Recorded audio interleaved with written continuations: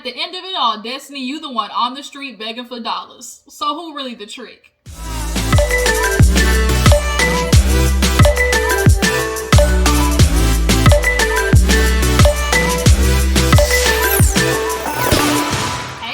Welcome back to my channel. Your girl G here. We have Life After Lockup to get into. This was another pretty decent episode. It was just enough, you know, gave us a little touch of drama, a little messiness. But next week is the finale, so they're doing a 2-hour finale, so things definitely are going to get intense between Chevelle and, you know, Dollar Store Quavo, Mr. Quaylon. But until then, we're going to talk about what happened Friday. I know I'm a little bit late on it, but it's okay. I might be late, but I'm on time. All right, that's all that matters. I'm going to come and deliver to you the goods, my little 2 cents on these episodes, and then we're going to get into Love and Mirror Huntsville right after that. And drop my little, you know, 2 cents on what happened. It looks like I'm going to have to read Tisha another good one. She quickly is falling from grace, trying to portray that she don't do nothing, but that's, you know, we'll get into it on that review. But before we get into everything, you guys, if you're new to my channel, make sure you hit that subscribe button, and then as well, make sure you hit that thumbs up, like the video, let me know that you guys stopped by, show a little bit of love, you know, and appreciation. Just know I love and appreciate you guys back. But let's go ahead and get into Life After Lockup. Let's go ahead and open up with the little, you know, with the little yangs. Brittany, Marcelino, her mom. Brittany's in Alaska. She's trying to have this, you know, eat, pray, love moment with her mom. We all know her mom is struggling with addiction, and she needs to figure out a way to cope with everything that happened to her as a child, just as an adult, like all that mess, because it's very clear that her mom was effed up. Like, she was a drinking, smoking, addict woman who allowed her daughter to get taken advantage of while she, you know, was drunk in the kitchen playing cards. So she definitely is dealing with that struggle, and Brittany has her stepdad, but it's her dad, you know, that was in the addiction, you know, with the mom, but he decided to get out of it, and she did it. So he's there with his new woman. You can definitely tell that Brittany's mom is trying to, you know, spruce things up a little bit. So she got her makeup on, her powder, you know, not that powder, but her face powder. And she is watching everything and goes outside to talk to the dad. She's like, you want to go on a walk? He's like, I ain't going on a walk, but like, we can talk. And she's just looking at him. She's like, you know, I like her. She's nice. Talking about the new woman he's with. He's like, yeah, she makes me laugh. You know, I love her. And she just apologizes. She basically was like, you know, I'm sorry. And he gets it. Like, when you're an addict, you know, trying to explain to somebody you're sorry for things that, you know, you clearly did messed up and wrong, but like you lost control of everything, and he gets it because he was an addict himself. So he's like, you know what, it's okay, you know, and I apologize for things that you went through growing up. You can definitely tell it hurts the mom to see him with somebody else, and I'm just hoping and praying that Brittany, like, this goes the way you want it to go, because from that interaction I saw with the stepdad, y'all, I'm a little concerned. I don't know if she's gonna make it. I don't know if she's strong enough to kick this habit, because some people become, I read this study, and there actually is a study that says people become addicted to being sad, pessimistic, negative, glass half empty. Like, when you're in that state for so long, your brain actually becomes trained to be in that state. So no matter what situation you're in, you're always going to see the worst of things. Like, you have to retrain your brain to be happy. Like, some people, like, don't know how to be happy. Like, that's a real thing. So I think she's struggling with that. I think she just doesn't know how to get there. And hopefully this is this push that, you know, Brittany gave her. They were out there roasting marshmallows and whatnot. So she goes inside and was like, family, I'm going to go in.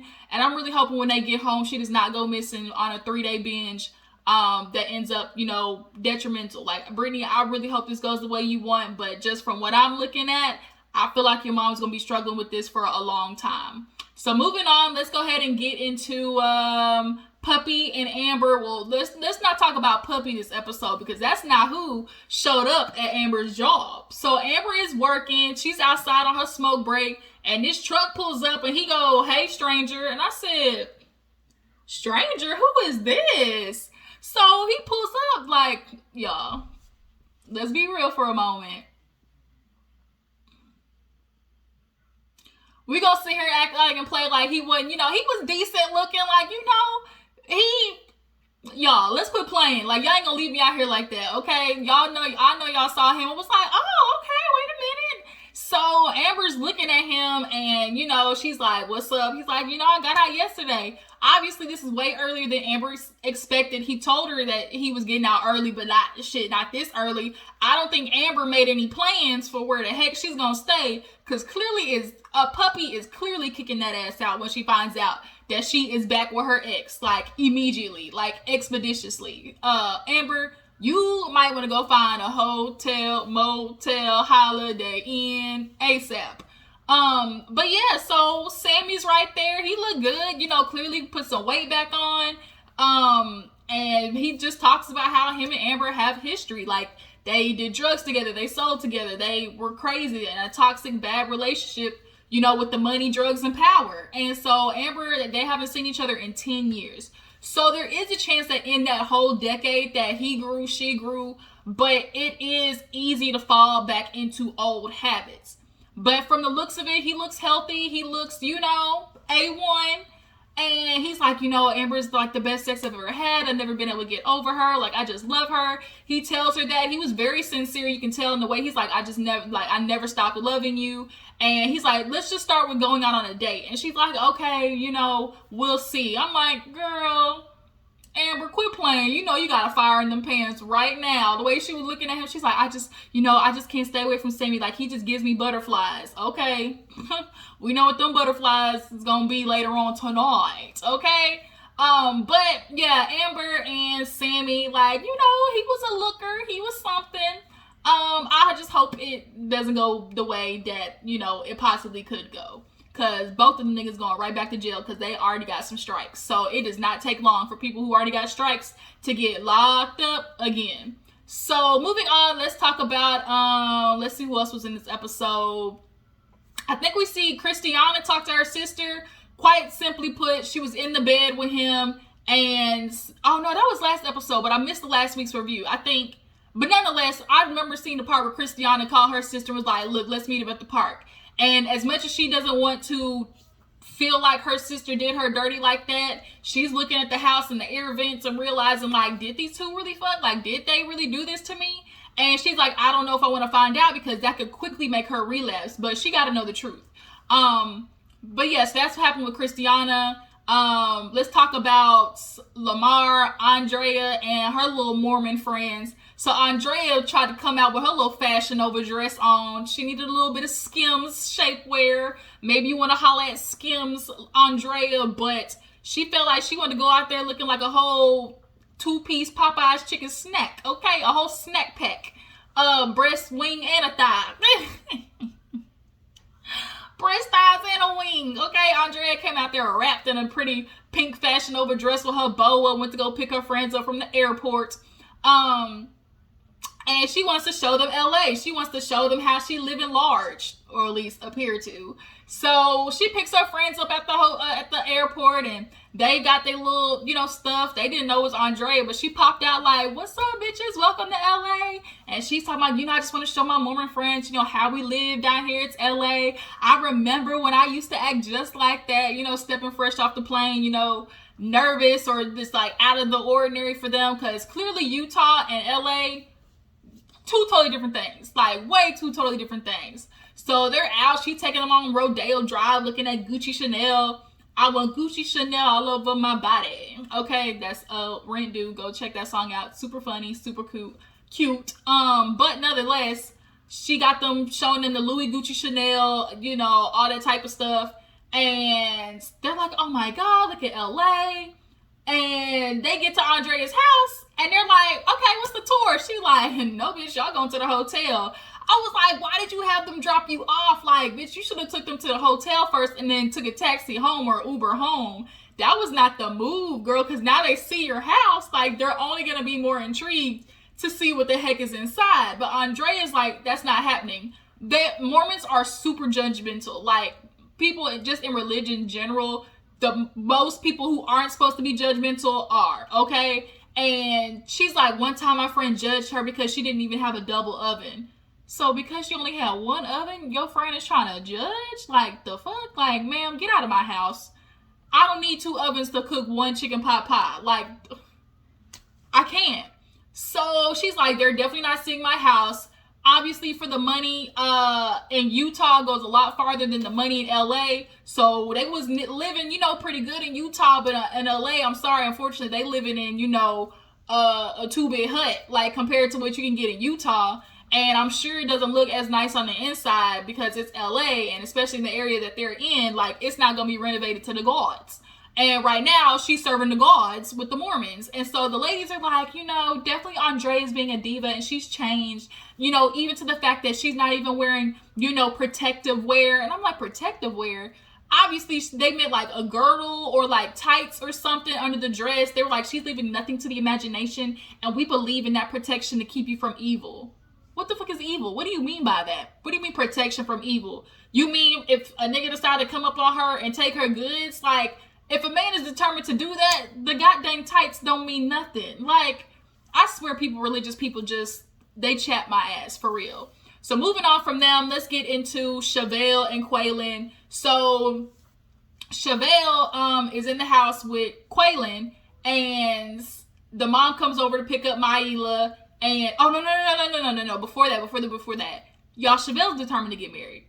She's determined to have this wedding in 30 days. So she goes dress shopping with her friend. Her mother's clearly not there because her mom does not agree with the wedding. Nobody agrees with this freaking marriage. And only Chevelle. Let me tell you what Chevelle is. Chevelle is one of the women who they want the wedding, but they're not prepared for the marriage.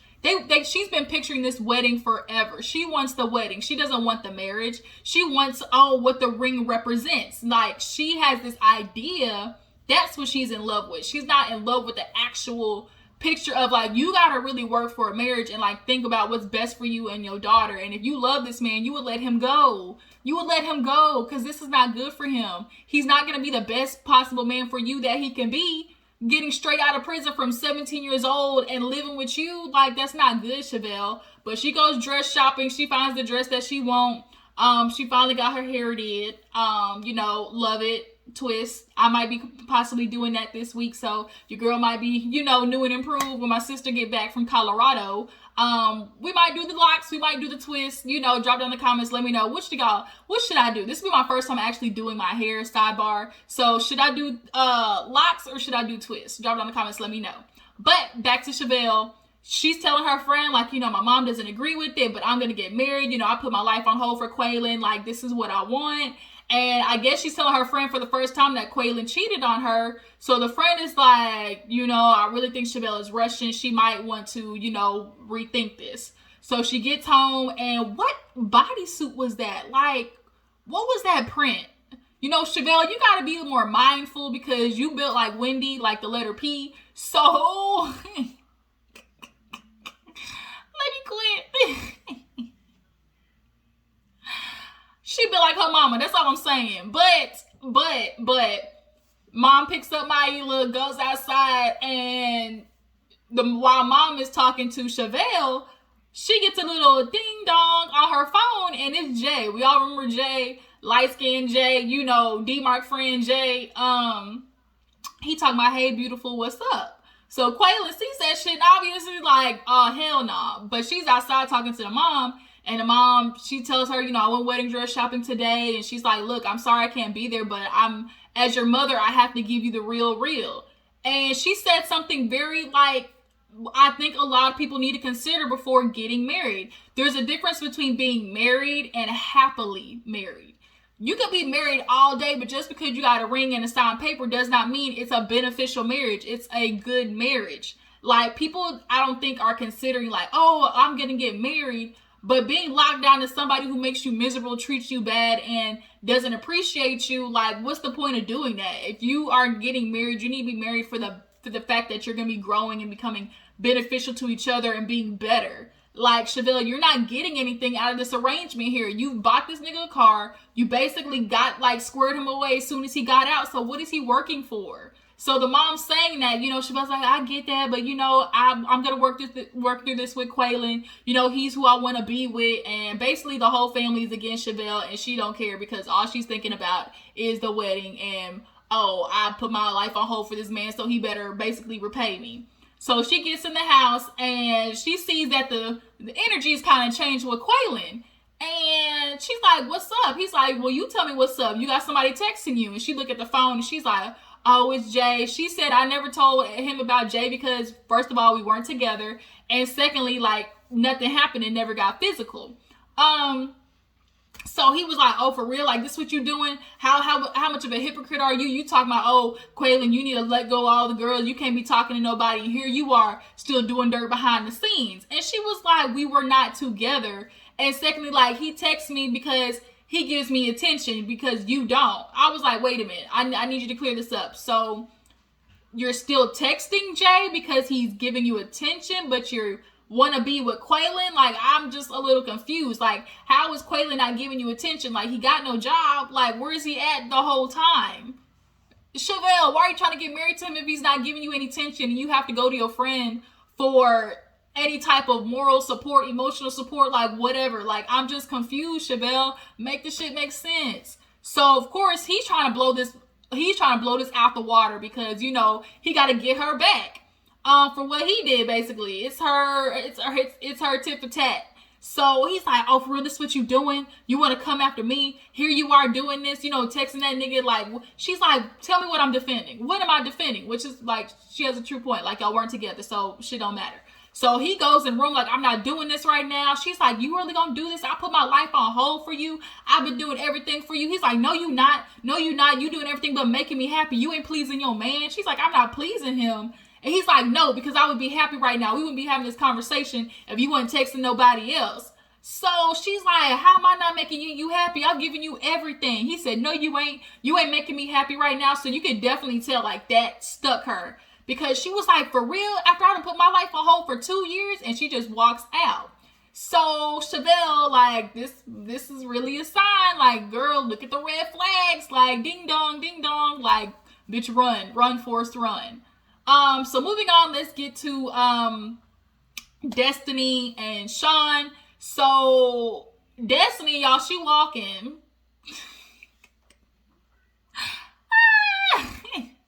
I thought you was 2 steps ahead, bitch. I thought you had the game sold up. You talking about you not playing checkers, you playing chess.